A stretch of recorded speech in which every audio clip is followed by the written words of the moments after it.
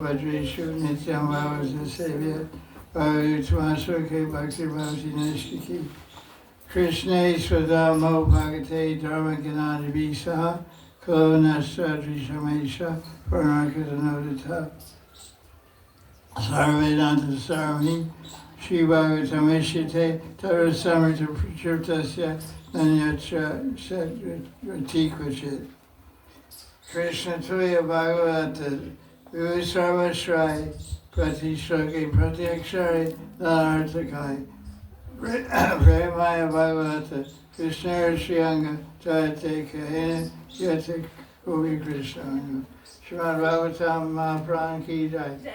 This Saturday Bhagavatam class, I don't know what day it is, March 29th? Yes. March 29th, 2025, we're on third Canto Bhagavatam, new chapter 20, second description of Brahma's creation. So the conversation here is Shravanagarishi is asking questions to Sutta Goswami, and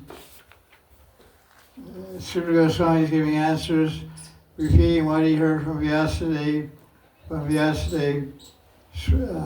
he heard from Shukadeva, when Shukadeva spoke to Parikshit Maharaj, and why Sutta Goswami is answering, he's recounting different conversations he heard. So I heard a conversation between a guru, Maitreya Muni, and Vidura, who was asking him questions. So there's conversations within conversations. And the whole thing, of course, is being told to Parikshit Maharaj by Shukadeva Goswami.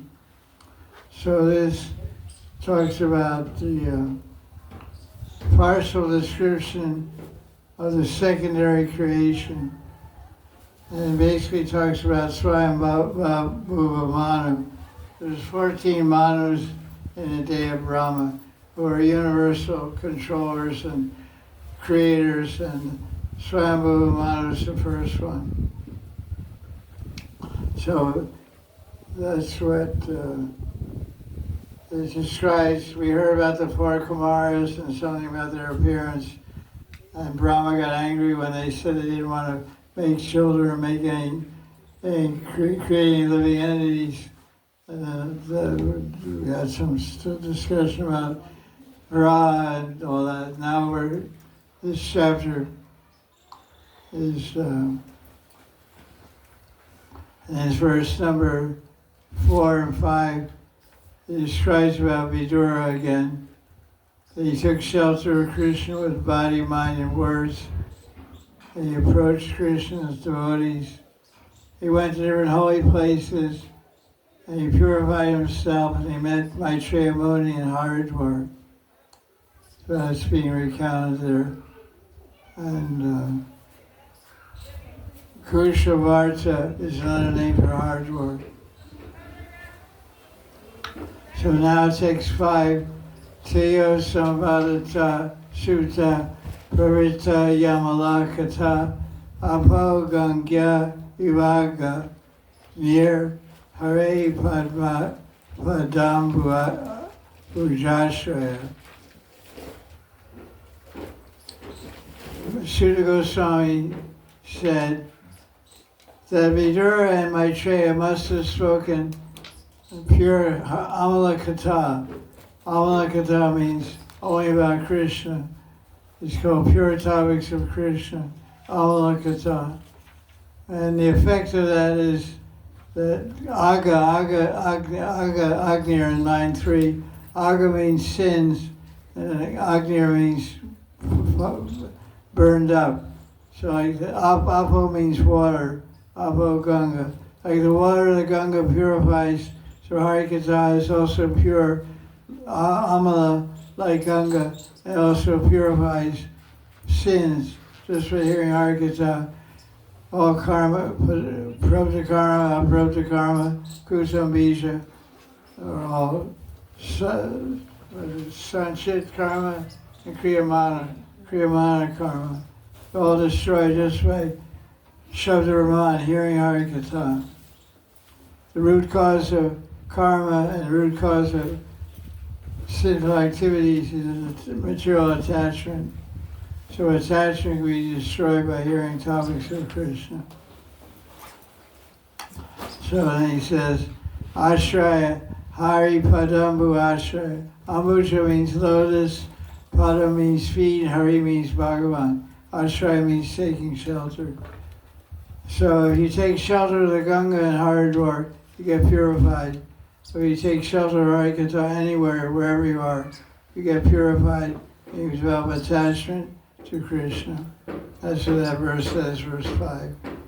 So the sage are glorifying Sutta. He says, when asked by the sage that Naimisharanya, Sutta fixed his mind on Krishna, then answered. So this is the right way to give Harikatha. Before you give Harikatha, you should fix your mind on Krishna. Like Amrish Maharaj, Savai Mana Krishna Padaravidya, Vachamsi Vaikunta Gananavadane. The same concept is mentioned in 9th Canto of Bhagavatam, describing Amrish Maharaj. He said, he fixed his mind on Bhagavan Sri Vishnu, Savai Mana, actually Krishna, Savai Mana Krishna, Padaravidya. He fixed his mind on lotus feet of Krishna. Then Vachamsi Vaikunta Gananavadane. Then he spoke Vacha. He spoke about the Lord of Vaikuntha. So generally we give class on Bhagavatam with our mind fixed on Krishna. That's why usually advanced devotees give a class on Bhagavatam, because their minds are supposed to be fixed on Krishna, and not distracted with other subjects. So Sutta Goswami is talking about Ra, we heard about that. Now Vidura asks by Chayamuni in verse 9, he wants to know about Brahma and the Prajapatis. Prajapatis, what does Prajapati mean? Praja means living beings, and Pati means father. So these are progenitors, they're creators, they create living beings. They're like producers, living entity factories, body factories, so to speak. They get together with their wives, make all kinds of bodies for different atmas to inhabit. So Maitreya talks about creation again, Mahatma and the laws of nature. It was already described in earlier chapters. The same idea is repeated here. From the navel of Garbhodakshay Vishnu, a lotus comes. All the jivas are in that golden lotus. It's called Aranyagarbha. And Garbha means womb. In the womb of that lotus are all unlimited jivas. And they get their bodies, and they're given a body to execute and live out their karma for one more life. So that's just. Then Brahma created different living entities. He created some demoniac ones, and they like to eat people. So that wasn't a good idea. Sometimes they have expressions. Mothers will say to their sons or daughters, "You're eating my head." But here in this case, the Rakshasas and Yakshas, they wanted to eat Brahma's head. And he said, eat him. Verse 20. The Brahma said, hey, come on, guys. Slow down. It's not a good idea. He said, listen, you're my sons. Don't eat my head. So funny. Then Brahma, and then it says in verse 24, Brahma laughed, and then the demons were chasing him. Then he got angry. They became frightened. They ran away. It's really kind of comic.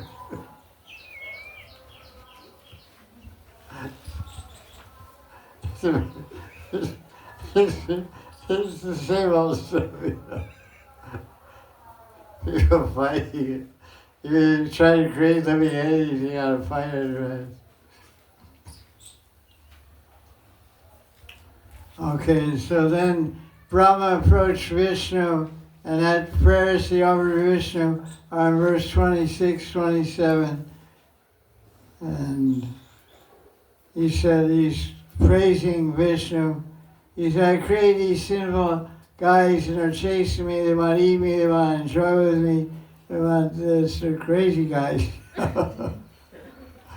So then Vishnu says, no, don't worry about it.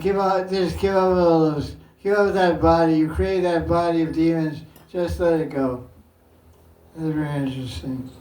This is verse 27 and 28. So it says in the commentary of Vishnu 27, if one takes shelter of Krishna's feet, Krishna immediately destroys their suffering. This means that devotees are not subject to time and karma. You do not treat jivas unequally, since you are like a desire tree. So devotees approach Krishna like as if he's a desire tree. That's why we say devotees are desire trees, because they're representing Krishna and carrying Krishna in their heart. So Krishna is the ultimate original desire tree called a vriksha. And whatever you have, whatever you can want, you can obtain from God. So Krishna, he says he doesn't treat jivas unequally. Some people want to enjoy, they don't want to serve Krishna, they don't want to have anything to do with God. So, but still, Krishna takes care of them and makes all arrangements for them to enjoy and to think or pretend they're enjoying independently. So ultimately, everyone's getting. There's a verse like that in Upanishads, Nityo Nityanam Chaitana Chaitanam Eko Bahunam Yovidadati Kama. There's one supreme, among all eternal beings, we're also eternal beings, there's one supreme eternal being. There's Bhagavan, the absolute truth, the origin or creator of everything, absolute reality. And he's fully conscious. And we're also particles of that same consciousness. But the difference is that Eko Bahunam, that one among many, is the one fulfilling all desires. Eko Bahunam Yovidadati Kama. Kama means desire, Vidati means gives fulfillment. So that Vishnu, that Krishna, is fulfilling the desires of everyone, devotees and non-devotees. So Vishnu said, look, you create those bodies, they're giving you trouble, just give them up. So then he talks about nighttime. Nighttime is compared to a woman. There's 4 women that really get beat up at the bottom. Somehow, the demons imagined the nighttime to be a beautiful woman. It wasn't a woman, it was just night. But they're so cracked. They can't distinguish the difference between nighttime and a woman. They thought night was beautiful, and they're a little crazy. And they're talking to the night, asking what her name is and stuff. It's really all a metaphor about women. The night is bouncing a ball, and this and that, and it's really crazy stuff. So this way, the foolish demons, this takes 37, they accepted twilight, dusk, as a time for bad conduct. So then Brahma, after creating all these yakshas and rakshasas who went crazy in the nighttime and just disappeared in the dusk, he created Gandharvas and Apsaras, who are very beautiful and they're good singers and dancers, artistic, beautiful people. They created some ghosts, and witches from laziness. That's verse 40. Check it out. Buddhism, Pishachas. Pishachas are witches, Buddhists are ghosts. So when you feel lazy, you're like I kind of becoming a witch, you know. go. They are loose in there, so it looks like everybody hanging out in Bombay. It must be a Bhuta or Prashad. They have tighter hair. Prashad's laziness became yawning and sleep. That's pretty cool. And it says, Bhutas attack contaminated person. That's why I say, drunken people and people who are intoxicated, usually they don't bathe. A lot of times they don't bathe. Sometimes on the net, they have different kinds of features on the net about celebrities, movie stars that don't bathe. So they have all famous movie stars from Bombay. One guy bathes once a week. One guy bathes once a month. And the famous guys that have in movies, people pay money to see them. Sounds unbelievable. They're here in France, in a country called France. What are they famous for? Not fun. They're famous for cheese. They're famous for wine. They're famous for perfume. They created perfume because they don't like to bathe. It's a very cold country in the winter. So instead of bathing, you just put perfume on. That's a fact. You could read it up as historical. So what happens when you're dirty, you attract ghosts. Ghosts and Bhutas, that's in verse 41. So, and then he created some different guys, peach trees and, I don't know, peach trees, he created peach trees. What are peach trees? You know what peach trees? What are peach trees? They said, he just says he worships peach trees, go to peach trees. Well, who are they? Forefathers. They're your forefathers or peach trees? They start off as human beings. They have a gotra. They have children, they have wives, they get married, they have kids. And then how they become peach trees? They change their category? A peach tree is a separate kind of living entity, or just a stage of life of a human being? Different category, I think. Like Akshas, there's one loka, different loka. I know there's Pishi Loka, Yes. but usually human beings go there. Yes, I think. Pishi Loka is also called Yamaloka. It's a place of judgment. Yeah. Ariyama is. It's not very clear, actually. Yes, good. There's Pishi Loka, Yes. and you can go there by worshiping the peach trees.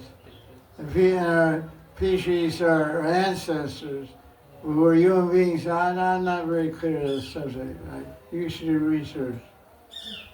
You do research, and next week tell me who are they? It's a stage everyone goes through. As far as I know, it's a stage every human being goes through after death. Yes, Okay. What? yes, good. There's a planet, Pichiloga, which is 700 miles above the Earth. It's very near the Earth. And there's beings there called Petries that are there all the time. They maintain the place, and that's Petries. Yes. So if you want to go there and live with Petries, you can go there.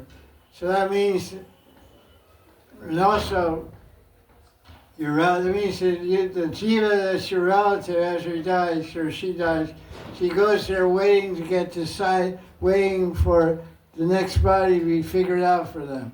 Either go to heaven, or go back to earth, or go to hell. There's three choices. You go up, you come back to earth, or go to hell.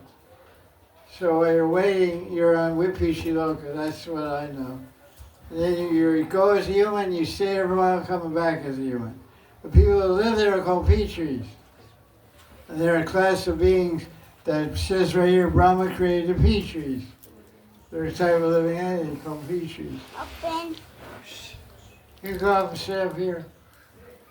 There's room up here. You can sit anywhere behind the camera. You can sit. You see all that? Show that these guys are, you can find out more about it, be good also. It's like in Petri Paksha, 2 weeks we worship the Petris. That means we worship our ancestors on Petri Loka so they get a better body. We do Shrad, it's called Shrad. Satyas and Petris accepted those bodies which the wise make offerings to the Satyas and Petris.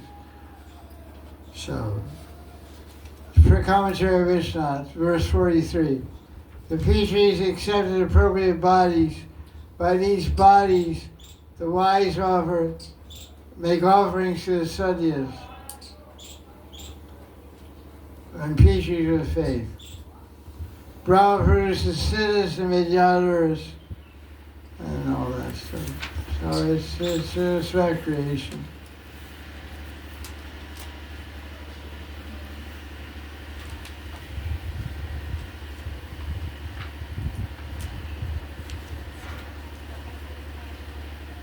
It's interesting, he created Manu. One of the last ones he created was Manu had a human-like form. And he created sages. That's it. That's the end of chapter 20. Not much. There's a commentary on verse 49. Page 486. It's a summary of the whole chapter. You want to see what's going on here. Read it. It says the proper sequence. When Brahma decided to No, it's on page 486. and the the proper sequence sequence. of creation is as follows. First creation of animals with 5 joints, then the creation of trees and plants, then the creation of snakes, then the creation of cows and buffaloes, then the creation of Yakshas, Rakshasas, Asuras, Kinnaras, Impurushas, then the creation of the Kumaras, and then the creation of the humans. Finally, the Manus were created. All the forms previously created increased through the forms of male and female. So who is the last creation of Brahma in this chapter? Manu, Manus and sages. No. Sages. sages. Bye. What does it say? Where's the answer? Sages. Last What verse? 53. What number? 52. 52. Vaman. 52. 52 or 54? 52. Bhavan. Vaman, 52. So he said, read the Sanskrit 52. Tapasa vidyaya yukto yogena susamadhina rishin rishir rishikesha sasajja bhimata praja. So to create a sage, what do you have to have? How do you make a sage? Austerity. Worship, Prasthana, Yoga, Jnana, and Vairagya. A sage is one part of austerity, one part worship, one part Ashtanga yoga, one part Gyan, one part Vairagya, and sense control. Mix them all together. That's what it said. Tapasa, Vidya, Yoga, Samadhi, and sense control, Rishikesha, makes a Rishi. Okay.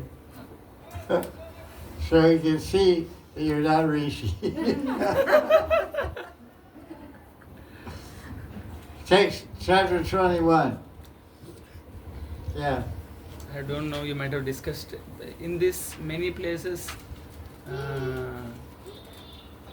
Maitreya says to Vidura that Brahma has given up this body. What exactly that means, Gurudev? Means even Lord Vishnu says to Brahma also, when the Rakshasas are attacking him because of lust. They want to They want to enjoy so- it, they want to eat them also. Yeah, so then Brahma, then Vishnu says, you give up this body. What is that mean? Means he's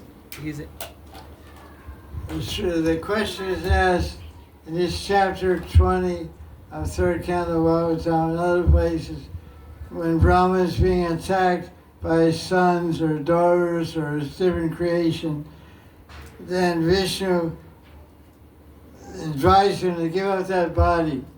It means give up his attachment to that creation. Because if he gives up his attachment, then he's not affected by it. If you give up attachment, you're not affected. So his attachment, he was attached to that body he created. So Vishnu said, give up that attachment. So he gave up the attachment to that body. So then there was no more enemy because he wasn't attached. And it was a separate body also. Understood. So those who were attacking, they attacked that body because he wasn't attached to it. Just like the tiger's attacking you and you make two bodies. In other words, Brahma made two bodies. One, the body he created, he's okay, take that one. I'm not that. I'm not that body. And they said, okay, we'll take it. And they did what they did with it. He didn't have any chance. That's why he doesn't say that I felt pain because they were biting me, or I felt offended because they raped me, they enjoyed with me. Yes. I didn't have any chance. I was out of that. So he gave up his attachment to that body, and then he can have millions of bodies. Oh. So he says, okay, you want this body, take it. Got it. Jesus is the same thing. You want to crucify, it's okay, do it, man. Yeah. And he got me. He resurrected, he got a new body. He got put all kinds of herbs and spices inside him. And he just came out, he felt a new body. That's why it was a few days, he was doing Kaya Cult. Jesus was hung on the cross. He took all kinds of painkillers in his mouth and everything. Myrrh, frankincense, myrrh, all that stuff. Google, they put it in his mouth and in holes in his heart, so he didn't feel any pain. And then they put him in the cave, and he stayed there for so many days. He did Kaya Cult. Kaya Cult was the process of getting a new body. It's described in the Vedas, getting a same Atma, new material body. He got a new body, then he got the next train out of there. He came to India for 13 years or something. After that cave thing, he was gone for how many years now? You know? Lost apostle, I don't know. So like 14 years or something. Near Kashmir he came, they say. He came to Jagannath Puri, had Darshan Jagannath also. It's written in their books. I have a signature in the guest book. Your review. I really like to tell them Maharaj.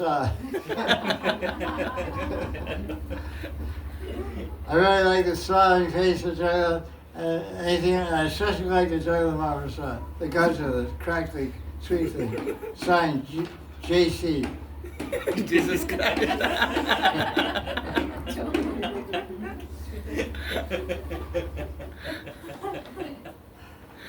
I saw it. I saw the signature.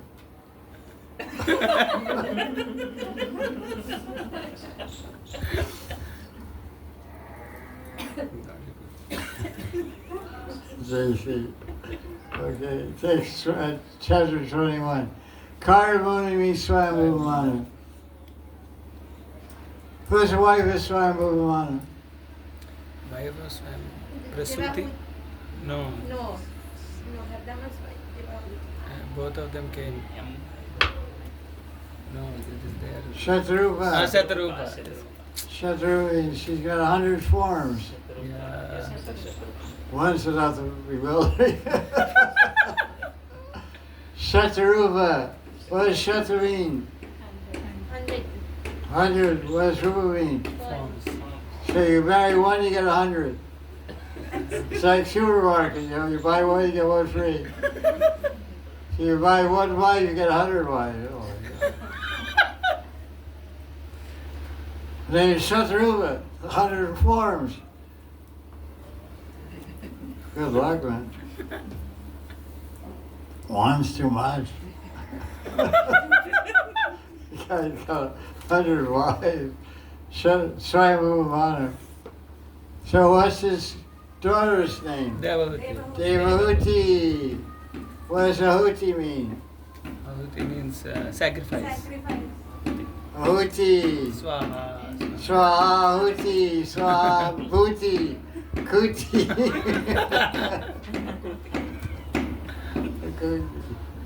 Ahuti, Devahuti. It's a yajna done by the Devas.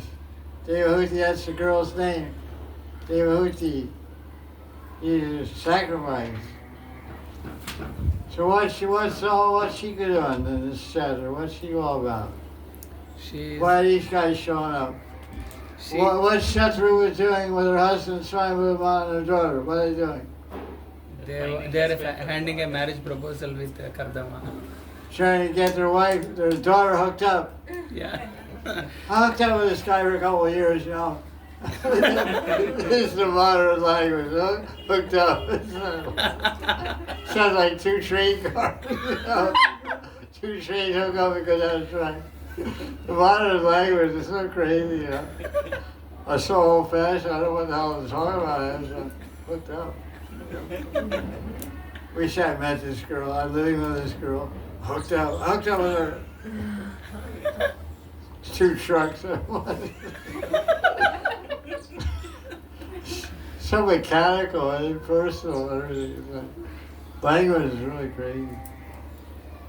It's all, you know, derivative rap language, you know.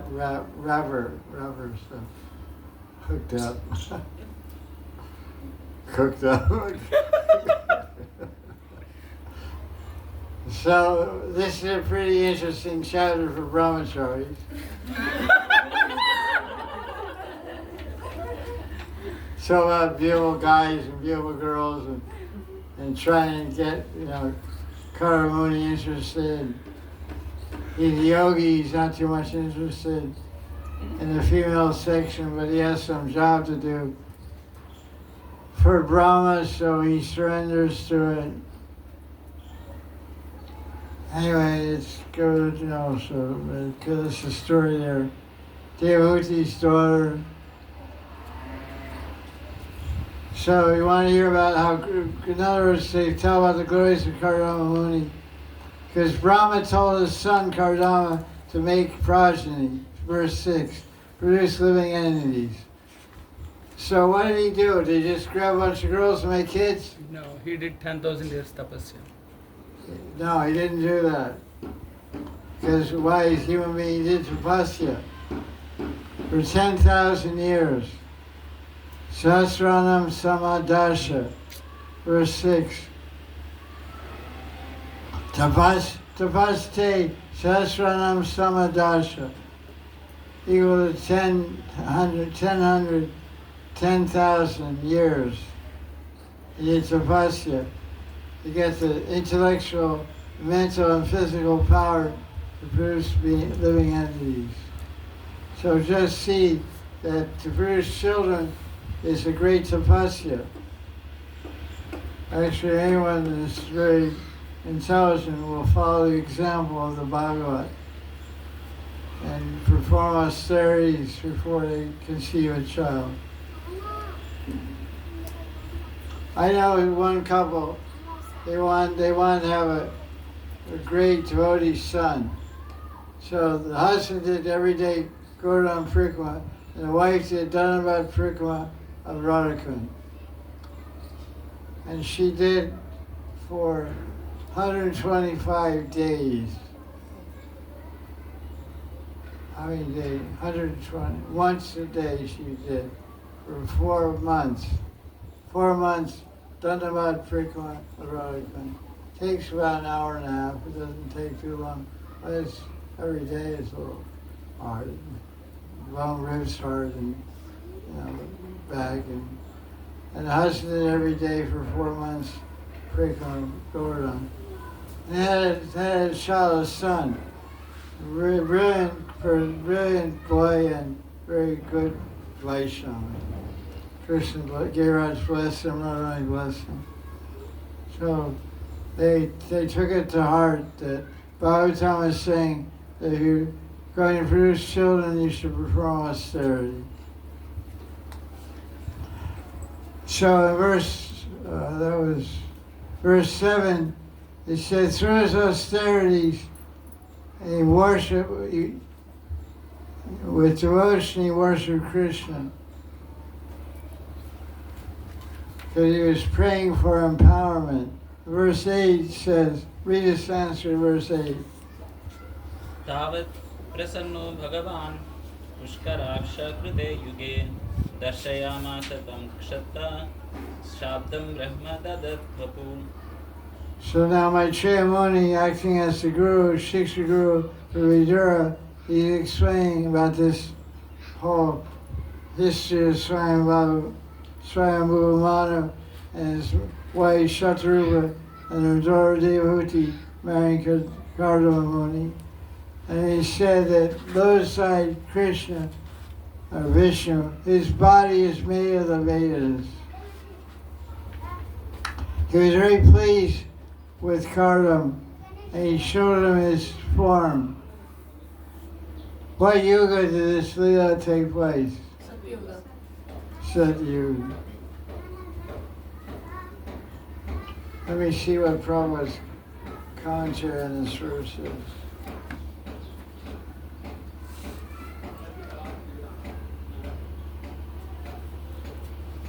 It's chapter 21, right? Yes.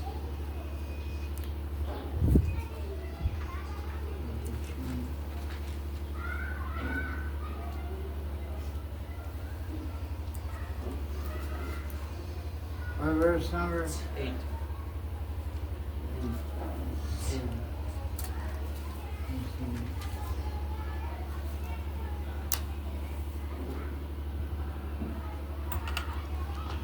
Prabhupada's translation and commentary. In Satyuga, Vishnu was pleased and showed himself to Karamuni in his transcendental form, which can only be understood through the Vedas. That's interesting. There's 2 points that are very significant in this verse. The first point is Karamuni attained success in Satyuga by what? Tapasya. By yoga. Tapasya is part of yoga. Because how do you get spiritual success or success in any activity in Satyuga? By yoga. By yoga.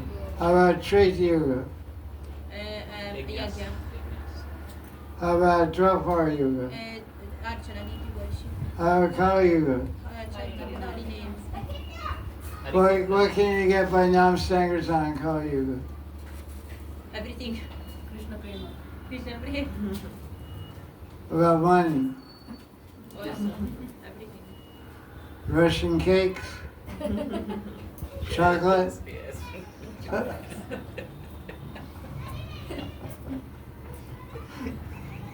You get everything. Everything might shine on Krishna. That's a fact. So, okay, what else did he say?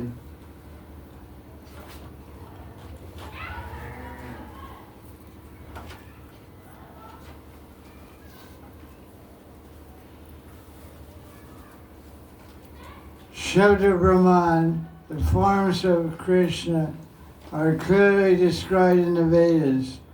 Karamuni did not discover any imaginary form of God. He actually saw the eternal blissful transcendental form of Krishna. That's okay. Because some people, they tell you meditate on anything.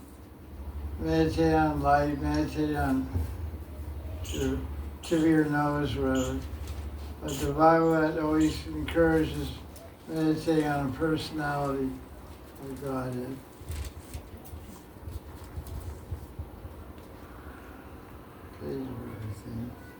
Okay, let's see what else we have here. And then it describes what he saw, a very detailed description of black hair of Krishna and his Kaustubha jewel. He was riding, it was Vishnu actually, riding on Garuda.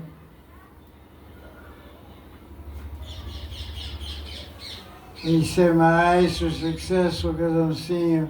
Look at text 14 for the commentary.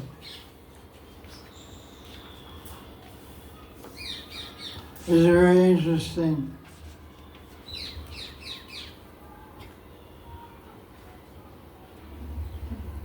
This verse is very interesting. He says, the verse says, "Oh Vishnu, who is praying here?" This is Karamuni is praying to Vishnu, having darshan. He said, "You give material benedictions to people who are bewildered by Maya, who worship you," because a lot of people worship Vishnu for material things. Please give me a wife, please give me a husband, give me money, give me a house.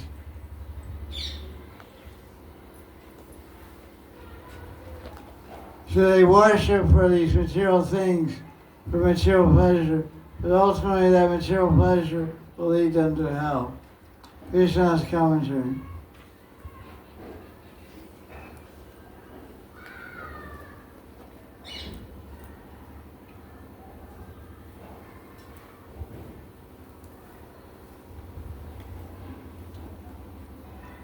So people can ask, why does Krishna fulfill people's material desires if ultimately by fulfilling material desires one will get entangled in Maya and possibly go to hell, or at least have to take rebirth?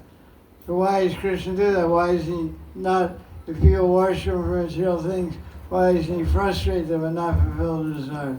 So why does he fulfill their desires? What's the answer? Because they will lose faith in it, but if he doesn't. What? They will lose faith in Bhakti. That's what that means. It's there. Okay, let's look at the commentary.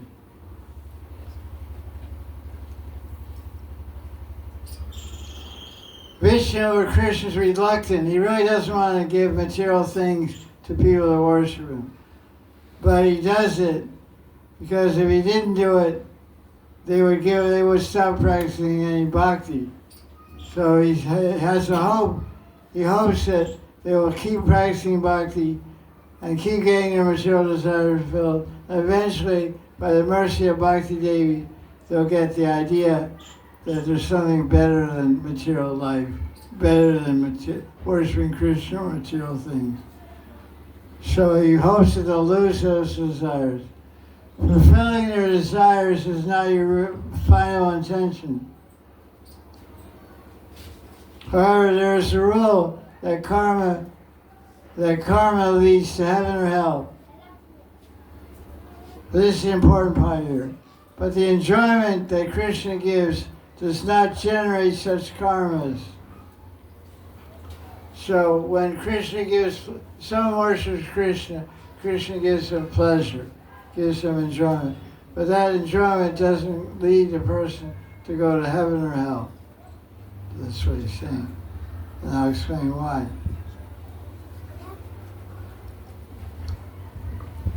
Because that enjoyment given by you does not generate such karmas.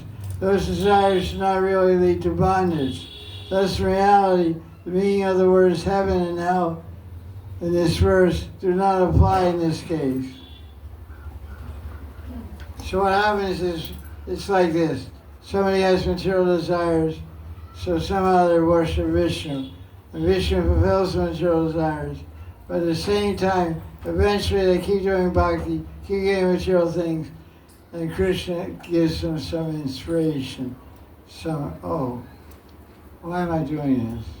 And they stop praying for material things and start praying for devotion and love and bhakti, pure bhakti. This is magic. So therefore, bhakti does not generate desires for material life. Bhakti ultimately destroys desires for material life. There's a verse in Brahma Samhita number 54, I think, verse 54. Karmati nirhati kintu cha bhakti bhajan. By doing bhakti bhajan, karma gets destroyed. Wantingly or unwantingly. Even you don't want to get your karma destroyed, but Krishna, that's the mercy that he invisibly does it. You think it's your decision. Just like some people give up bhakti, practicing bhakti. They don't want. They say, I don't want to chant Krishna anymore. I don't want to worship Krishna anymore. They think it's their desire. It's not. Krishna makes them think that way, and Krishna makes them desire that way. Why? Aparadas. Because Krishna doesn't want them anymore in the association of devotees, because they're offenders. They're aparadis.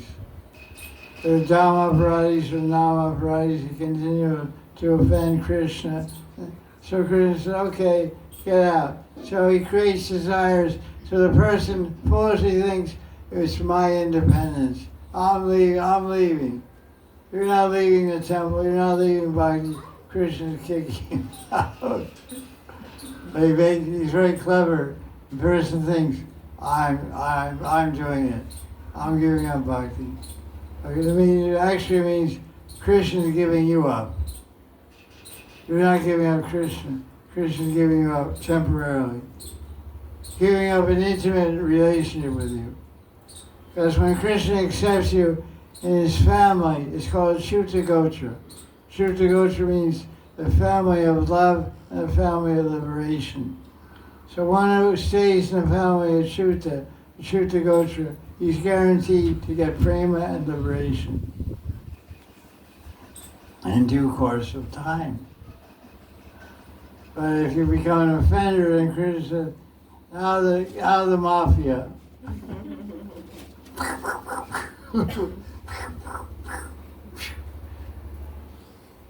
So then the person thinks, oh, why do you leave the temple? I lost my desire.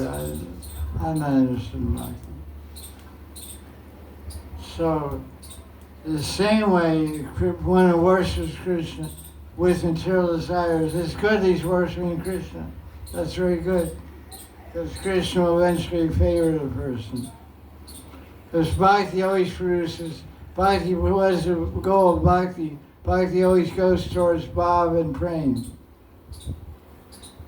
So one practices Bhakti, one way or another, sooner or later, they're going to end up loving Krishna.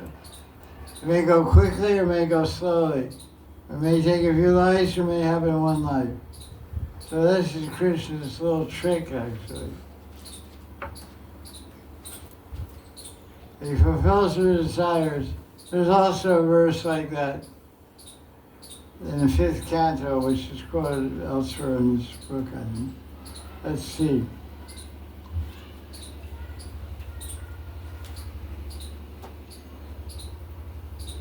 Who is speaking verse 15?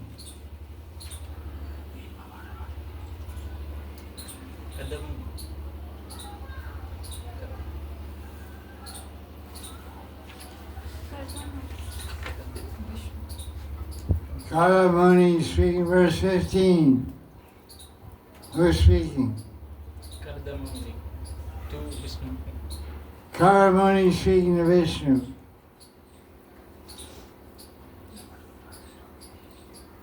Sounds familiar, doesn't it? So I criticize devotees with material desires. I have an evil mind. Since I have approached you for the root cause for fulfilling all desires with material attention, I want a wife.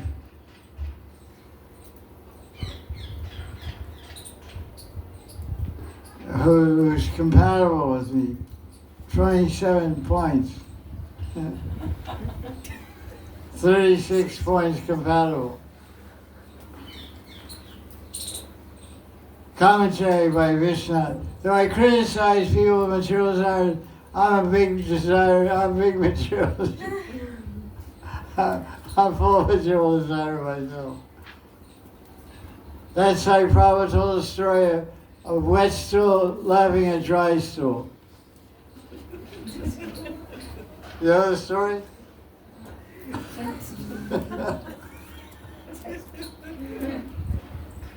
You don't know the story? Wet stool, poop. Stool, right? What do you say in Russian?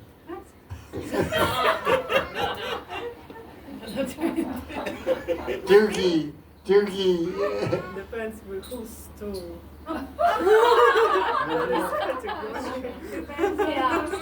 Depends on who. Depends on what stool. Depends whose stool it is. Human beings. Anyway, you got the idea. So this is a story Prabhupada told. Wet stool having a dry stool. So in India, people pick up the cow dung. Let's say, make it more appealing to your sentiments. Wet cow dung, having a dry cow dung. Gober. How do you say wet? Gila? Gila. Gila gober. Gila gober having a sugar gober. So in India, they take the cow dung fresh and they go whoop in the wall. Put it on the wall to dry out.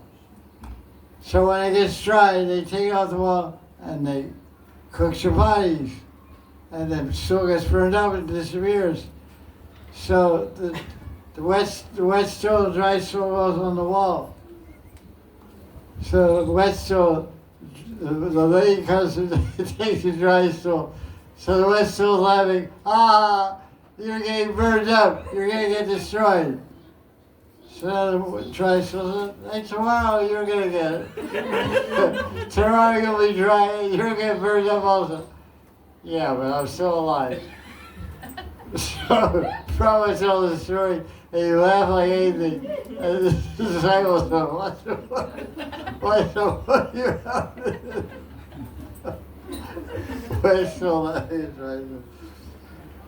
So this Karamuni is like, he's like dry stool. He's laughing at people with material desires. Oh, you have material desires. You're very condemned. Yeah. But, oh, Vishnu, please give me a wife like this. Like this, like that. So I'm also condemned. So this reminds me of wet stool having a dry stool. He's like dry stool, he's having a wet stool. He's got to get dry and burned up next time. All right. It's interesting. This is Bengali humor. It's not original.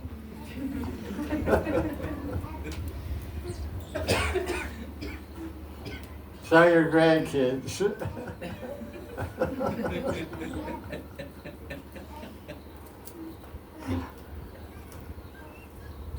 enjoy it.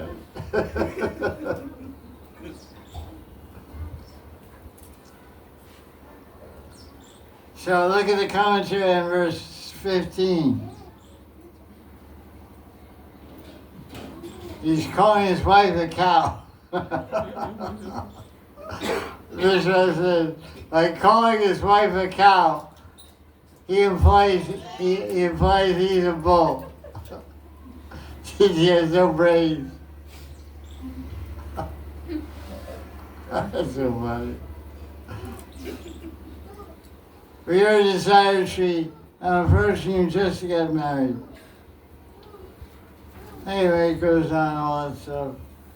Because so I said it's not a very good chapter for brahmacharis.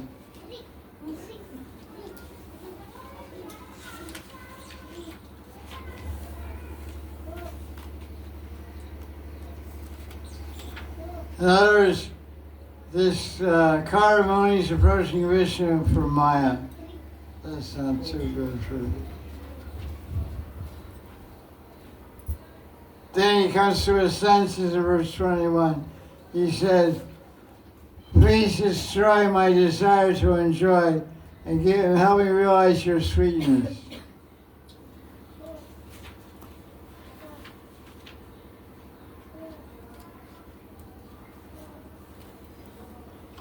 When by your mercy you get realization of your sweetness, the desire to enjoy automatically disappears, ceases.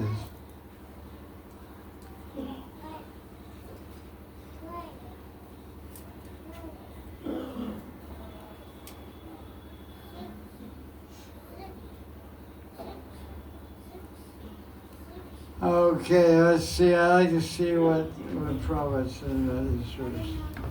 21, let's see.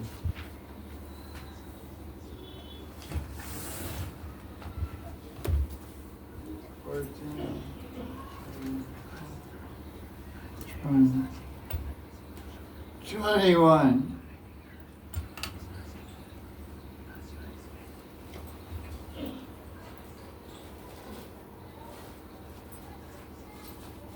Huh? Yes.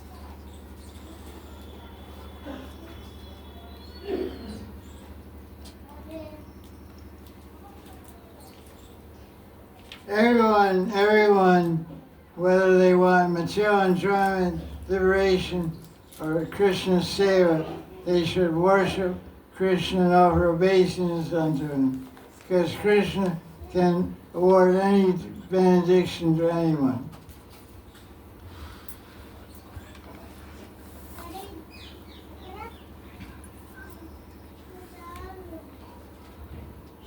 Unless one is disgusted with material enjoyment, one will not aspire for spiritual perfection.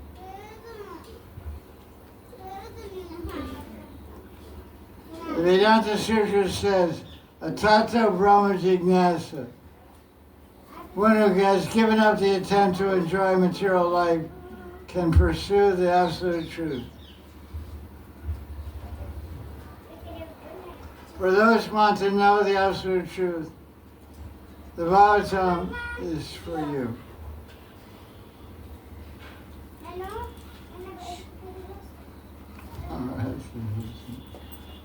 Prabhupada is encouraging one to take shelter of Bhagavatam. And then it says, karma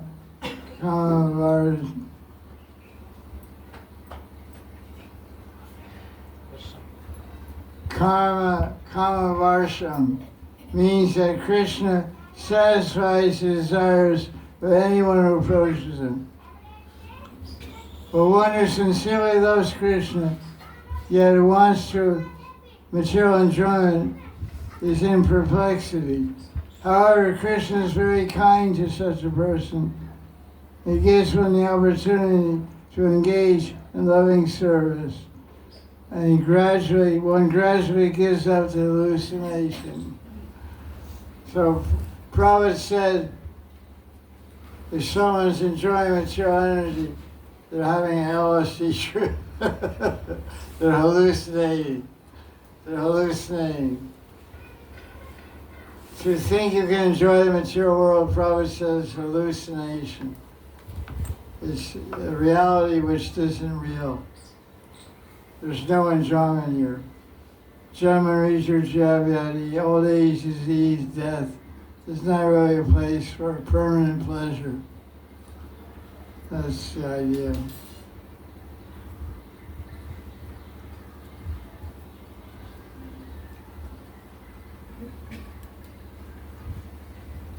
Vishnu answers Karamuni, saying, I know what's in your heart. I've already fulfilled your desire. In other words, I know you want a beautiful wife. I already sent her. She's on the way. Who is the beautiful wife? Devahuti. This is a verse in the commentary in 502 from the 5th canto. Very popular verse in Gaudiya Vaishnava Siddhanta. How the Lord fulfills material desires, but he does it in such a way that we give up to material desires. This famous verse, 5th canto, 19th chapter, verse 27.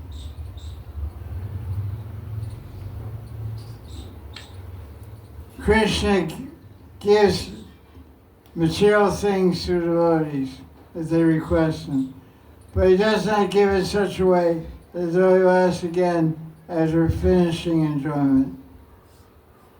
He gives his lotus feet, which include everything desirable. That's a good thing. As many devotees have material desires, so it's okay. Because Krishna will trick you. He'll give you one, he'll fulfill one desire, 2, 3, and then he'll give a little pinch and start moving you more in better position. He's very clever.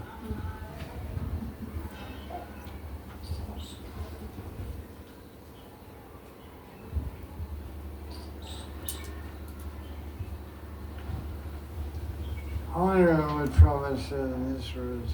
I can see. This is verse 24. Huh? Yes.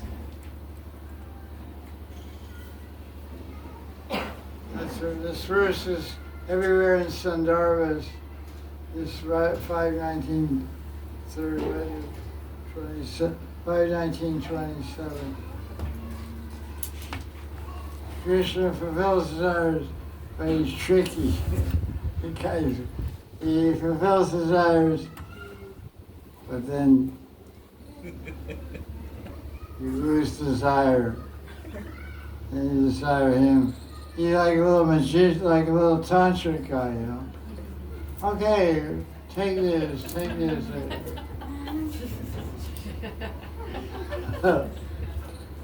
Like we say, that's how you get people to join ISKCON. Come to Sunday feast. And it's, you know, pakoras and chutney and cheese sabji and cake and nectar drinks and all really good stuff. And you say, wow, this is amazing food. You guys eat like this every day? Yeah, we eat like this every day. Just move in the temple. So you move in, and then Monday comes around. But it's Sunday, feast, now Monday. So you're waiting for breakfast. You get up at 3 o'clock in the morning. Breakfast at 9 o'clock, you're starving in 6 hours, saying all kinds of Hare Krishna and stuff. And now you're waiting for breakfast, you're eating pakoras and sweet rice and sabji and chutney, and you're waiting. And they put us some oatmeal. Oatmeal with a cup of milk and 7 chickpeas. And that's it. No honey on the oatmeal. The sugar's already mixed in and not much sugar. Hardly any sugar. You know. What happens to the Sunday feast? Oh, that's 6 days from now. Oh God, you guys tricked me. So this is put a worm on the hook.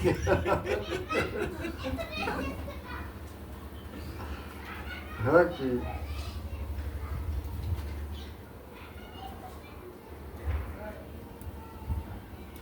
Even if one has desires and serves Krishna, he will never be frustrated. There's 2 kinds of devotees, Sakama Bhakti and Akama Bhakti. Those who approach Krishna with desires for material enjoyment are called what? Sakama, with calm, with desire.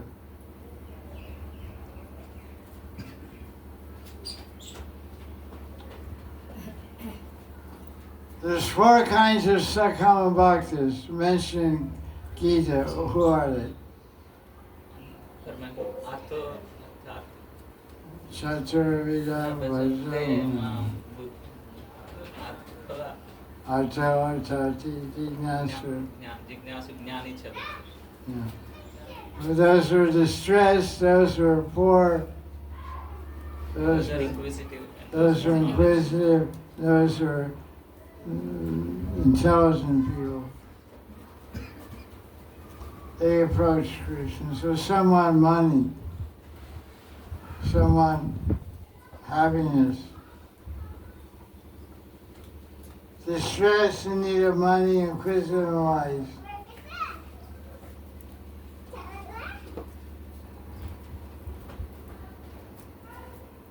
Everyone gets their desired result.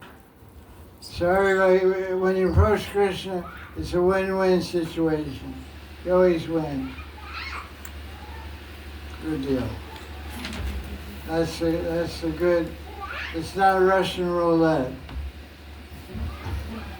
You know what Russian roulette is?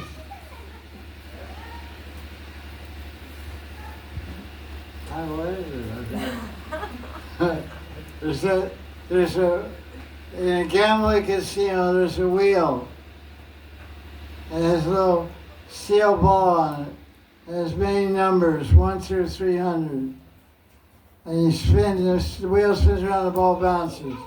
You put money on the number. I put $50 on number 10.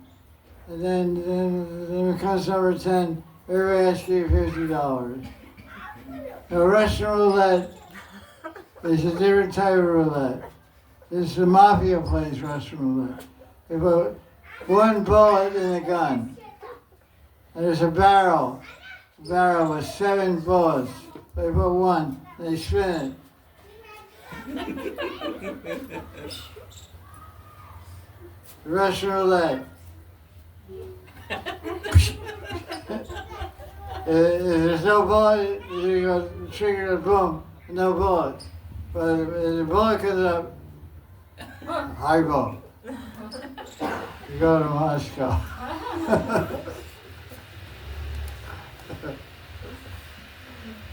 quick shoot to Moscow. So Russian roulette. So Krishna doesn't play that. Everybody wins.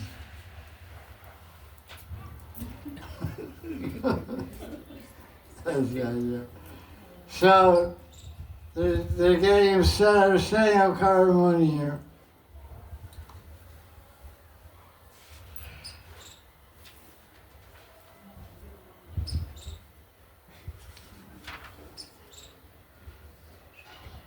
Vishnu's answering, Karamuni worship Krishna. Vishnu, there are all kinds of austerity. So Vishnu gave him darshan. He said, cool down, Jack. Cool down, Karamuni. Relax, don't get too excited. Day after tomorrow, your girlfriend's coming. Her name's going to be Shatarupa, and she's going to have dark eyes and good nature and good qualities. Dark eyes are just desirable, I guess. And she's a princess, and you'll get really attached to her and have a lot of fun with her. That's right. Vishnu's telling. So Karmuni's getting pretty excited. Remember I said this chapter 21 is not for brahmacharya. For brahmacharis. And wow, it gets pretty exciting. He's going to have all kinds of kids. And now when Vishnu took off, who did he take off? Who was he flying on? What was Garuda's wings doing?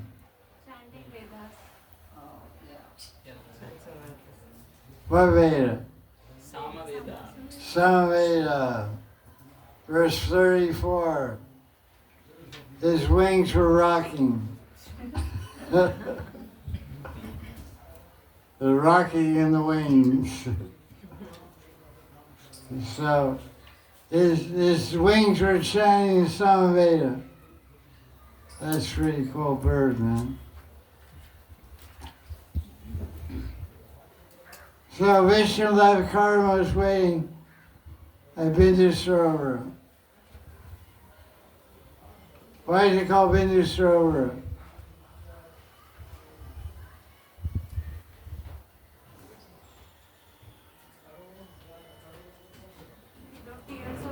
Karamuni was waiting by a lake called Bindu Sarovar. Why is it called Bindu Sarovar?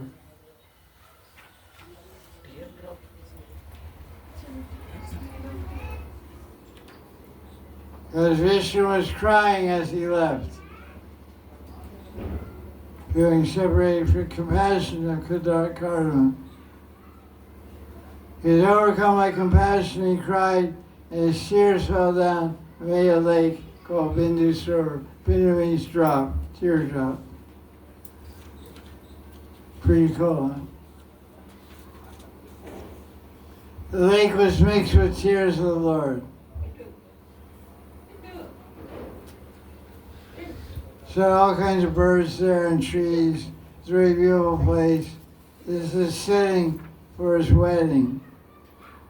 He had a wedding in the forest. All kinds of deer and mongoose came there to his wedding. Apes and lions, monkeys, porcupines, elephants, deer. It's like a real African safari. Kruger National Forest where lions and tigers, giraffes, hippopotamus, alligators, hippopotamus, what do you call it? Hippopotamus.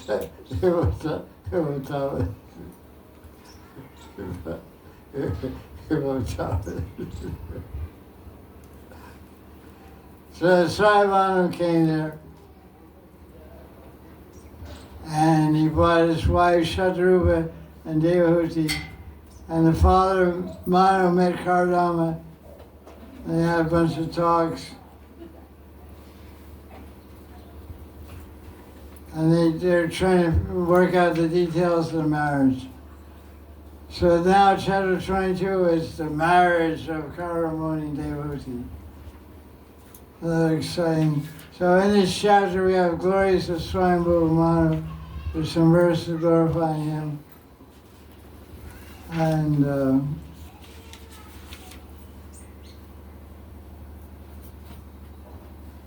Manu was speaking to Karamuni about the relationship of Brahmanas and Kshatriyas. Swayambhu Manu is a Kshatriya and Karamuni is a Brahmin. So it's called Anulom Vivaha. Higher class man, Brahmin marries a Kshatriya woman is called Anulom. There's two types of marriage, Pratilom and Anulom. Anulom means higher marrying lower.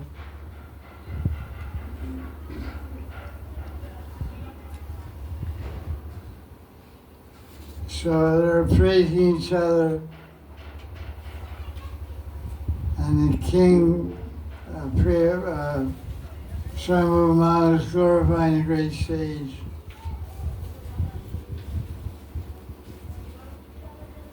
Interesting verse number 12, chapter 22. Read the Sanskrit.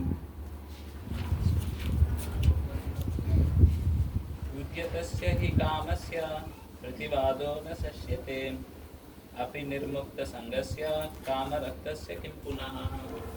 Denial of sense objects which come of their own accord is not recommended even for a person who is detached. What to speak of a person with desire for an object. So this is the king, Kshatriya, Swayambhu Manu, trying to convince Karamuni that, look, I brought this girl here, you want to get married, now get on with it. So, don't say you can't accept my daughter because you're a yogi. Knowing your inner desire, I have come here. You should not conceal your desire for me. So, there's a type of brahmachari called a creamsicle.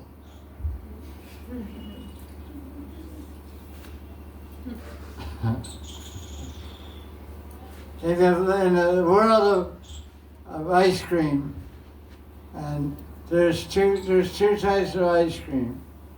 There's popsicles and there's ice cream.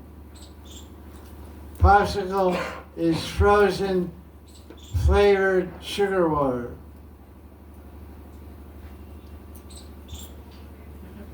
Orange, lemon, grape, strawberry, raspberry, blackberry, mango, etc. They come and they look like a little piece of glass on a stick called popsicle. Then there's something called cream bar. Cream bar comes on a stick, and it's all frozen cream with a bunch of sugar. Vanilla cream, chocolate covered vanilla cream, coconut covered. There's many varieties. I don't want to get too excited. Now a creamsicle is a special combination of popsicle and cream ice cream. Inside it's white cream, vanilla cream, and outside it's orange popsicle. Orange on the outside, white on the inside. So a brahmachari who's acting outside wearing saffron, that I'm single, but he's thinking I want to get married. It's called a creamsicle brahmachari. He's orange on the outside, inside he's thinking of marriage. So Karamuni, Swambhu Manu is calling Karamuni a creamsicle rishi.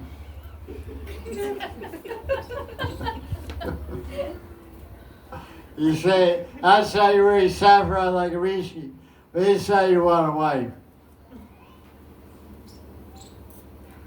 And the Sanskrit term is karma raktasya. Rakta, the word rakta means red, like orange. Orange popsicle. Rakta means red, means blood also. You're colored with desire. Kama raktasya, commentary on verse 12. Let's see what Prabhupada says. This is interesting. So our Karamuni is a creamsicle rishi.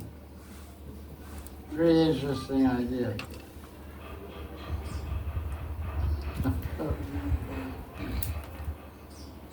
Because, he's been thinking about getting married.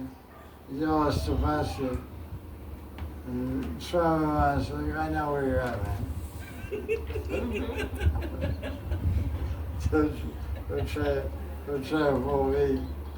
I'm an old guy, I was trying to move on. I've lived for thousands of years. What verse is this? 14. What chapter? 22. 22, 14. Not 12, good there. 12. Sorry, 12. Verse 22, 12. 22, 12. Okay, 22, 12. 21. 22.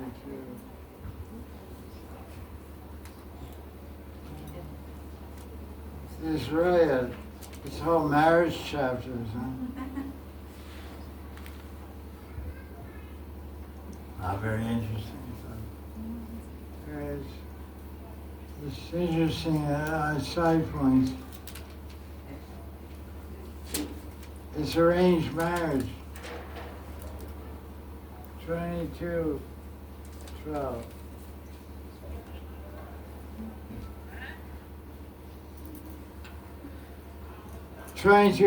To deny an offering that has come of itself is not commendable, even for one absolutely free from all attachment, much less to one who is addicted to sensual pleasure. A person who gets an object of sense gratification without endeavor should not refuse to accept it. Karamuni was not meant for sense gratification, yet he aspired to marry and prayed to Krishna for a suitable wife. This was known to Swambhu Manu. He indirectly convinced Karamuni, quote, you desire a suitable wife like my daughter, and she is now in front of you. You should not reject the fulfillment of your prayer. You should accept my daughter. Okay, you're stuck now. Don't try to get out of it. Don't say you're not interested. You are. Okay. I'm sorry.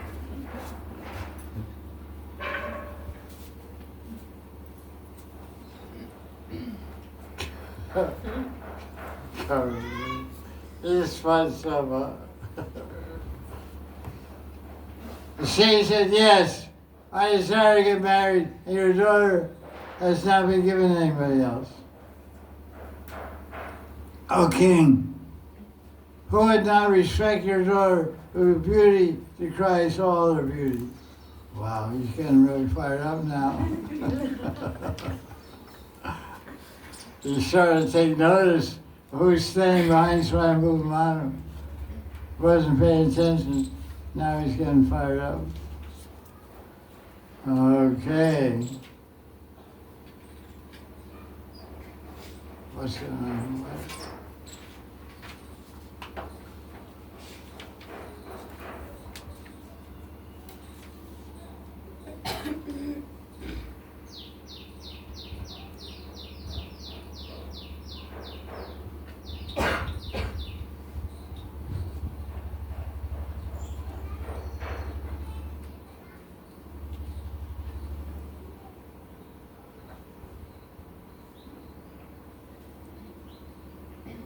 So he's getting pretty excited about her now.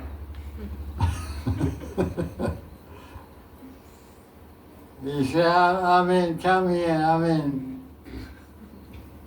That's 17 through 19.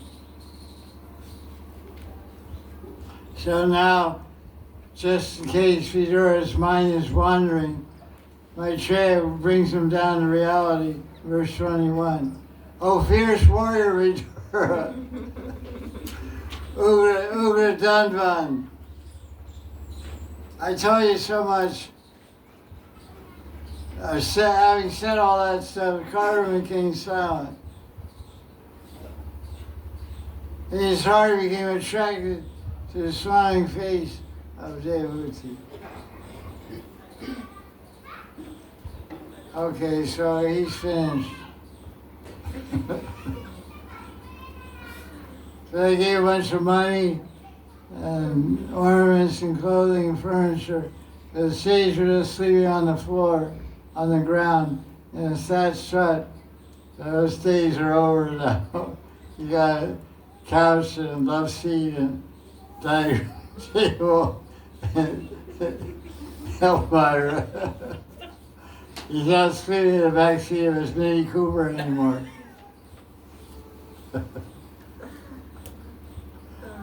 Those days are over.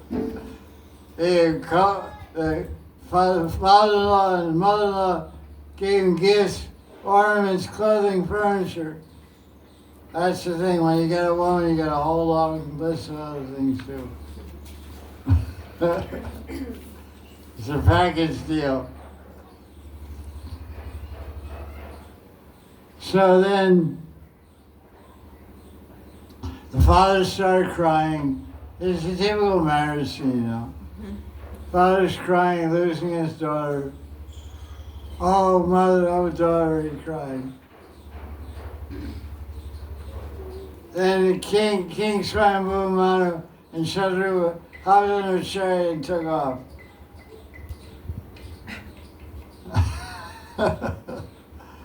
Everybody came to meet him, and there was all kinds of celebration going on.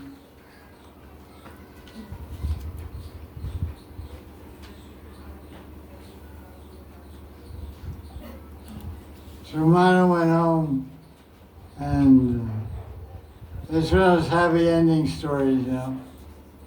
Daughter gets married, parents get rid of their daughter, find a good husband for his daughter. Sage gets his desire fulfilled. Krishna feels happy, cries a few tears. Swayambhu Manu cries to lose his daughter. So that's it for chapter 22. This is very much human drama here and some discussion about the rights of marriage and the old system was done. Parents would give away this daughter to a proper husband. So it's kind of basically an arranged marriage, arrangement between Brahma and Vishnu and the Rishi, and one of the progenitors, Swayambhu Manu, was also a son of Brahma, and his wife Shatruva.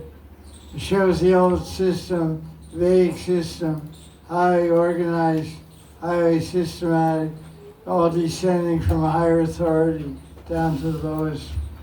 From Bhagavan to Bhagavan's leader represented Brahma, Brahma to his son Karma, and other people all coming together. With happy ending and very proper matching of husband and wife, suitable combination, physical, emotional, mental, and full support and blessing of the mother and father. The Rishi doesn't talk about his mother and father because he's independent, he's in the family of Krishna, he's a Rishi. So it just talks about the wife's mother and father. And that's basically chapter 20 through 22. Any questions on that? It's basically about Varnashram Dharma. Basically, the points of discussion there about Varnashram Dharma and about accepting whatever comes to you as a gift of Krishna. And what other points are there?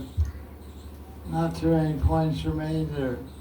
It's basically a historical account about the creation, the different entities that were appointed by Brahma and ordered by Brahma to populate the universe. And subsequent combinations of marriages to fulfill that desire.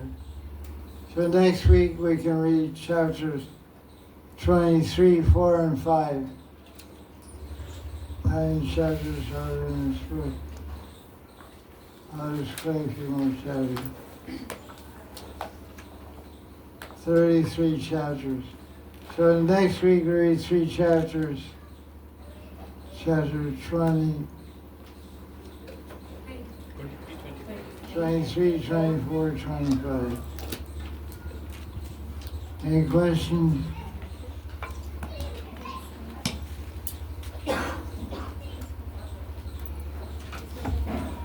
This is a really old, long to go. What time period are these 3 chapters describing?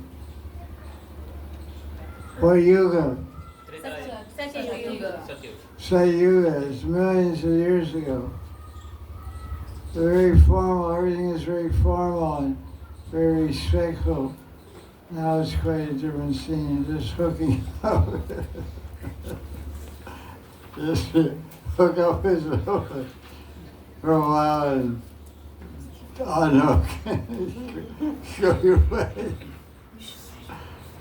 And so they're hooking up for eternity. But it's nice, there's so much emotion. Everyone's crying. Father's crying, giving away the daughter. And Vishnu, after meeting Karamuni, he's leaving. He assured him his desire will be fulfilled. Because Krishna fulfills desires, material or spiritual. Krishna fulfills. So, example of Krishna fulfilling material desire is Karamuni getting his material desire fulfilled. Be a wife. Vishnu, when he's leaving Karamuni, he's crying.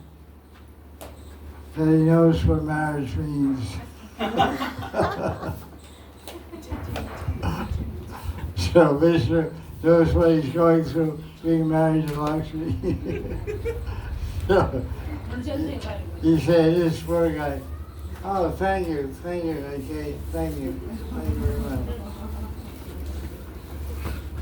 So Vishnu knows what hardship it is to be married, and he has a wife, Lakshmi, and she's always running around the Vrindavan and stuff. Trying to hook up with Krishna.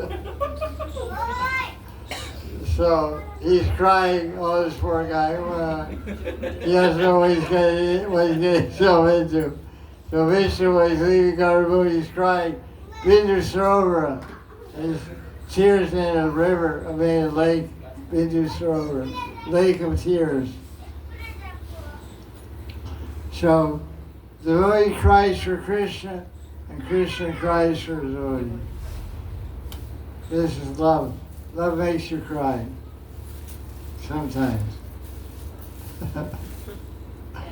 So I end the class there. Srimad Bhagavatam ki. Jai.